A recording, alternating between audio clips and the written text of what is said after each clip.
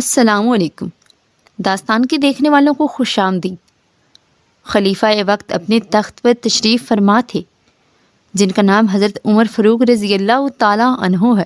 وہ عمر جن کے متعلق رسول اللہ صلی اللہ علیہ وآلہ وسلم نے فرمایا کہ میرے بعد اگر نبی ہوتا تو عمر ہوتا۔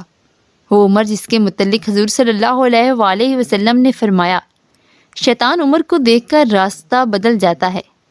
آپ محل میں تشریف فرما تھے کہ اچانک ایک عورت آ گئی۔ اس نے آ کر محل میں شور ڈال دیا اور بولتی ہوئی کبھی ادھر جا رہی تھی اور کبھی ادھر جا رہی تھی اور کہہ رہی تھی میں تو لٹ گئی ہوں، میری عزت کا جنازہ نکل گیا۔ خلیفہ وقت دربار میں بیٹھے بول پڑے اور فرمانے لگے اس عورت کو پوچھو کہ اس کے ساتھ کیا ہوا ہے، ایسے لگتا ہے جیسے اس کا کوئی فوت ہو گیا ہے۔ جب عورت کو حضرت عمر فاروق رضی اللہ تعالیٰ عنہ کے سامنے پیش کیا گیا تو آپ نے پوچھا عورت تجھے کیا ہوا ہے، تو اتنی آوازیں بلند کیوں کر رہی ہے؟ عورت کہنے لگی حضرت عمر میرے ساتھ بہت برا ہوا۔ فاروق اعظم سرکار آپ فرمانے لگے تیرے ساتھ کیا ہوا ہے؟ عورت کہنے لگی فاروق اعظم جی ایک مرد میرا غیر شرعی شوہر بنا۔ حضرت عمر فاروق رضی اللہ تعالیٰ عنہ فرمانے لگے وہ کون ہے؟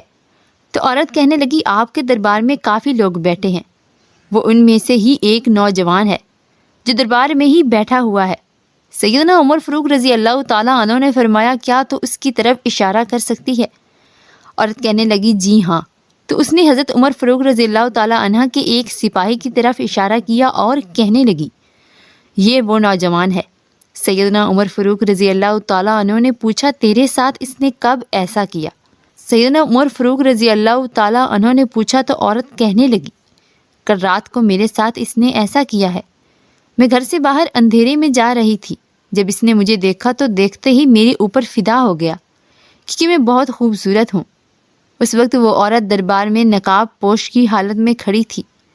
حضرت عمر فاروق رضی اللہ تعالیٰ عنہ نے اس نوجوان کو اپنے سامنے بلایا اور اس عورت کو بھی سامنے کر لیا اور عورت سے پوچھا کیا تیرے پاس کوئی گواہ کوئی دلیل ہے؟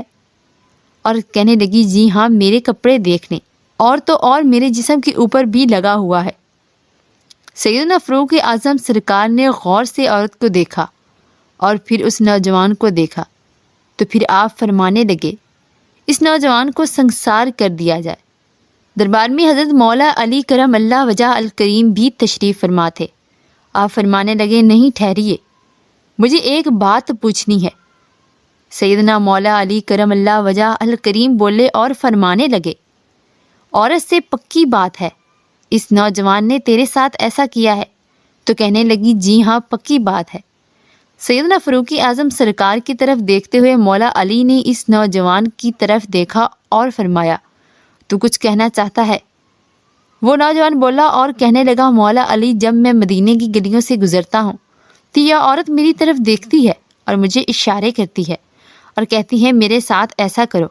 میں نے کئی بار اس کو منع کیا ہے، لیکن ایک دن اس نے مجھے کہا تھا کہ اگر تم نے میرے ساتھ ایسا نہ کیا تو میں دربار میں جا کر تیری شکایت کروں گی اور ایک انوکھا ہی رنگ ہوگا۔ سیدنا مولا علی جب یہ سنا تو فوراً آپ نے حکم دیا اور فرمایا اس عورت کو لٹا دیا جائے اور اس کے کپڑے اتار کر اس کے جسم کے اوپر چادر دی جائے اور اس کے جسم کے اوپر جو کپڑے ابھی ہیں ان کو سامنے لایا جائے۔ جب اس عورت کے کپڑے لائے گئے تو مولا علی علیہ السلام نے کہا کہ ابلتا ہوا پانی منگوایا اور پانی جب کپڑوں کے اوپر ڈالا تو یہ جو کپڑوں کے اوپر داغ تھے وہ انڈے کی شکل اختیار کر کے جیسے انڈے کا پانی ہوتا ہے۔ حضرت علی فرمانے لگے عورت سے سچ سچ بتا تو نے کیا کیا ہے، وگرنہ تیری ابھی گردن اتار دی جائے گی۔ عورت کہنے لگی میں نے بہانہ بنا کر اپنے کپڑوں کے اوپر انڈا ڈال دیا تاکہ اس جوان کو حاصل کر سکوں۔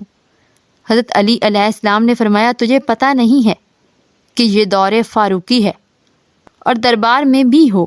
پھر حضرت علی علیہ السلام نے فرمایا کیا تو شادی شدہ ہے؟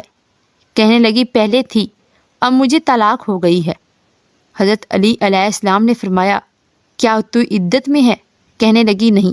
تو حضرت علی نے اس نوجوان کا اس عورت کے ساتھ نکاح